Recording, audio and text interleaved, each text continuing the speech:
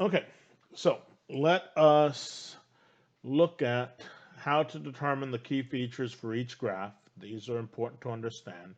Not going to graph them, write NA if it's not applicable. Okay, so to do everything, it makes life easier to go ahead and write everything in factored form. So first one, numerator factors to be x minus 6 times x plus 1. Denominator factors to be x plus 2 times x minus 2. And in factored form, that will tell me my domain. My domain are real numbers. X, however, will not be equal to negative 2. And x will not be equal to positive 2 because the denominator cannot be 0. Now, if I look to this, any sharing between numerator and denominator on factor, there's not. And so there are no removable discontinuities. Let's check this one out over here. So our numerator factors to be, once again, x plus 2 times x minus 2. The denominator, I'll go ahead and factor out a 3 first. So x squared minus 5x plus 6. And that setup is, if I'm looking at this, so 3 minus 5x plus 6. So now notice that we have a plus 6 on this. So I'm going to have x plus 2, x minus 2 in the numerator. I'm going to have a 3. And then if it's going to be plus 6, that's going to be x minus 2, x minus 3. So at that point, I know my domain, right? That x can be any number except for 2 and 3. So x cannot be 2, x cannot be 3. Now, I do have a removable discontinuity. I have a removable discontinuity because x minus 2 is a shared factor.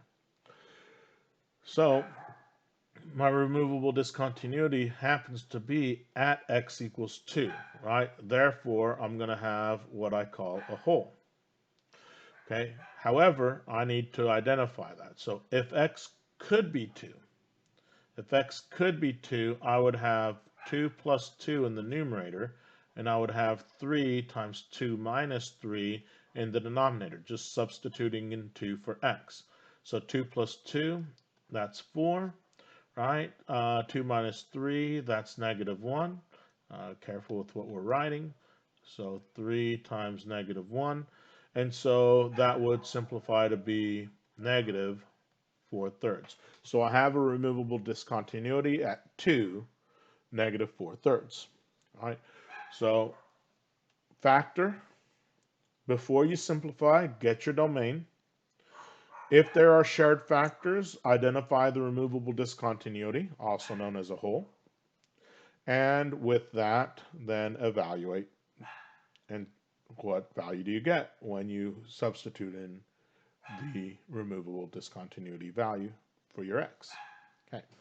Now, zeros will come from the numerator once you're simplified, right? So my zeros, or my x-intercepts, right, will be when my numerator is 0, and that would be at x equals 6 or x equals negative 1. If it asks for coordinates, I would say the coordinate 6, 0 or the coordinate negative 1, 0, right?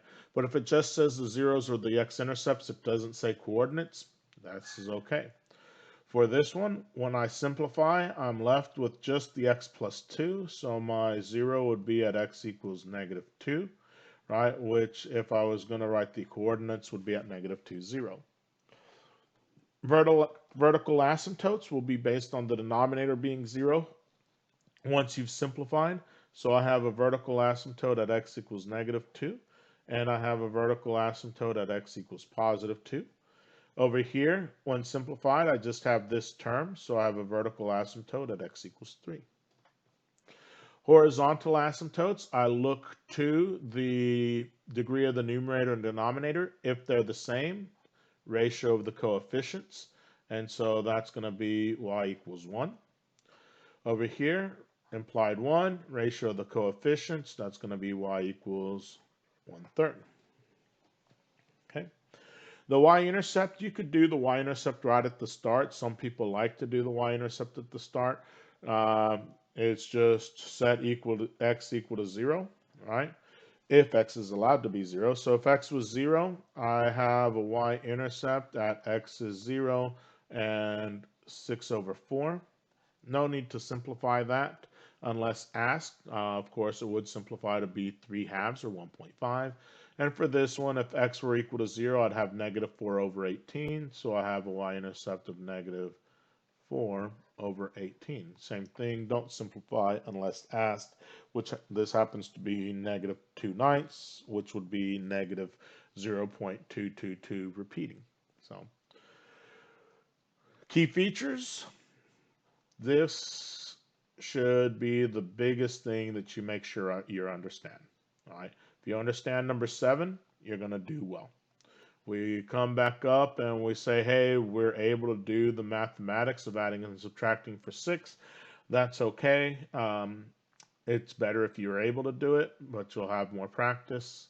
Same thing with adding and subtracting there. Same thing with multiplying and dividing. The other thing we want to make sure that you can do very well is identify on the graphs your vertical asymptotes, identify on your graphs the horizontal asymptotes, and identify what must be true for each of the characteristics. You got no row roots if the numerator is never 0. You have a y-intercept if x is equal to 0. Right? You have a vertical asymptote if the denominator is equal to 0 in simplified form. You have a horizontal asymptote of y equals 0 if the denominator has a larger power. Please know those things. Please practice.